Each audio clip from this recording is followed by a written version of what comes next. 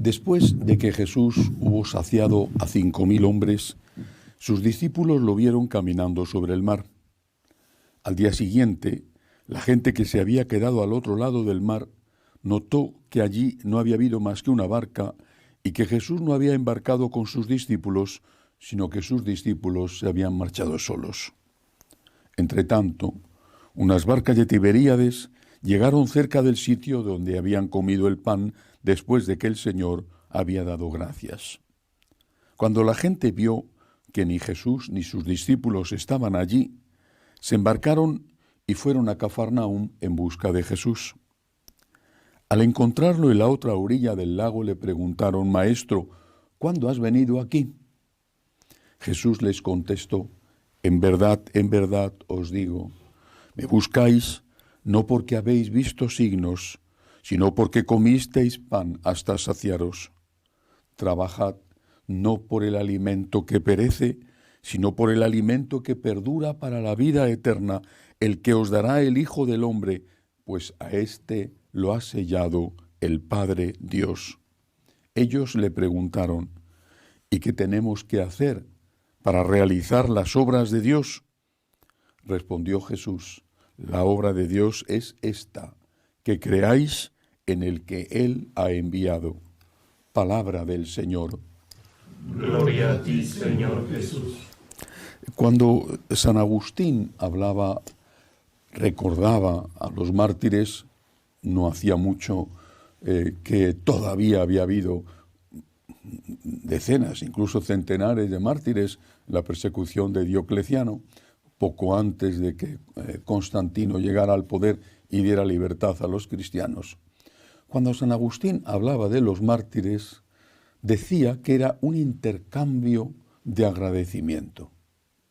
La Iglesia primitiva insistía, presentaba a los cristianos y a los nuevos cristianos a los que iban a bautizarse, presentaba el amor de Dios llegando hasta el extremo de la muerte en la cruz.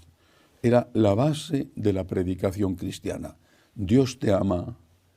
Fíjate en cuánto te ama. Dios te ama hasta este punto extremo. Lo dice Jesús. Tanto amó Dios al mundo que entregó a su Hijo único para la redención del mundo. Nadie tiene amor mayor que el que da la vida por sus amigos. Tanto amó Dios al mundo. Pero esto puede utilizarse como si alguien te da un regalo que tú crees que te mereces y que no tienes que devolver nada, o como mucho una cortés gracias.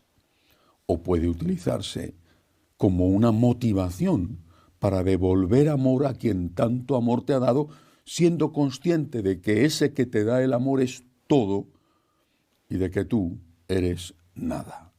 Cuanto más grande es el que te ayuda, más mérito tiene de su parte ayudarte y más agradecimiento tienes que tener tú para devolverle, nunca igual porque Él es Dios, pero al menos todo lo que puedes devolverle.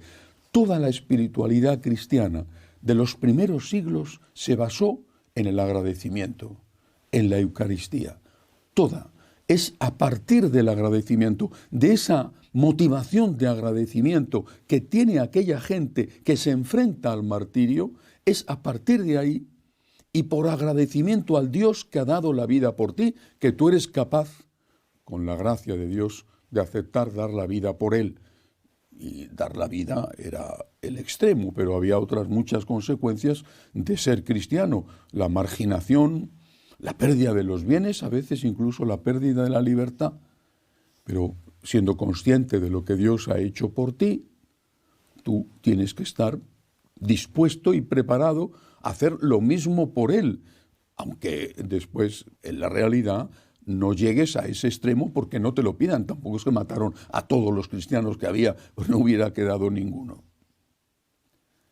Esto es lo que dice Jesús en el Evangelio de hoy. Cuando Él afirma: en verdad os digo, me buscáis no porque habéis visto signos, sino porque comisteis pan hasta saciaros. ¿Por qué buscamos a Cristo? por los dones materiales de Cristo? Trabajad no por el alimento que perece, sino por el alimento que perdura para la vida eterna. ¿Buscamos a Cristo por los dones materiales de Cristo? En ese caso, no hemos entendido lo que significa el cristianismo. El cristianismo, la respuesta cristiana, o es agradecimiento o no es. Porque miedo, una respuesta a Dios basada en el miedo, lo tenían todas las religiones y desde luego lo tenía el judaísmo. Una respuesta a Dios basada en el interés para cosas en la tierra o para la vida eterna, la tenían todas las religiones. Jesucristo no ha venido para darnos más miedo o para decirnos que nos promete un cielo más espléndido, con aquellas valquirias rubias de los vikingos o las huríes morenas de los musulmanes. Si no hay agradecimiento, es decir, si nuestra motivación no es, después de la sorpresa de sentirnos amados por un Dios todopoderoso que se hace hombre y que muere en la cruz, si nuestra respuesta no es, después de esa sorpresa, caer de rodillas y decir, gracias, cuenta conmigo, te pido ayuda porque soy un cobarde y un pecador, pero cuenta conmigo para hacer todo lo que pueda por ti, porque es lo que debo de hacer, es lo que tú mereces. Esta fue la respuesta de los primeros cristianos.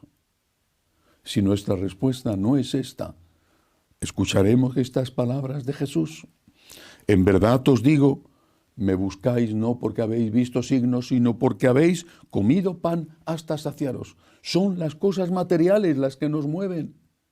¿Qué buscas cuando te acercas a Dios? Que te dé más dinero, que te dé más salud, que te dé prosperidad a ti, a los tuyos. ¿Eso es lo que buscas? Pues esas cosas son el alimento que perece.